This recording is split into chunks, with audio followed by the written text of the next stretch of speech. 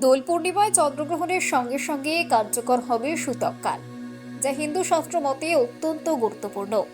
জ্যোতিষশাস্ত্র অনুসারে চন্দ্রগ্রহণের সূতক শুরু হয় গ্রহণের প্রায় 9 ঘন্টা আগে, অর্থাৎ 3রা মার্চ বিকেল 3:20 গ্রহণ শুরু হলে সেই দিন ভোর থেকে সূতক কার্যকর হবে। সূতক চলাকালীন কোনো শুভ কাজ, পুজো পাঠ, হোম যজ্ঞ বা নতুন কাজ শুরু করা নিষিদ্ধ বলে মনে করা হয়।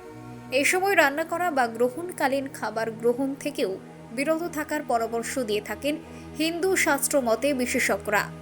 পাশাপাশি তারা গর্ভবতী মহিলাদের সূতককালে বিশেষ সতর্ক থাকতে এবং বাইরে না বেরোনোর পরামর্শ দিয়ে থাকেন।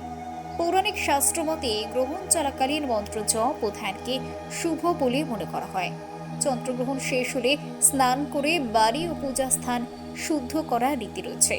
জ্যোতিষ গণনা অনুযায়ী এই গ্রহণ সিংহ রাশিতে ঘটলেও ধনু ও মকর রাশির জাতকদের জন্য বিশেষ শুভ ফল বয়ে আনতে পারে।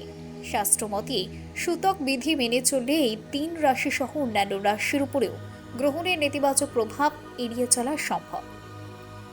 অমনি 360 নিউজ, কলকাতা।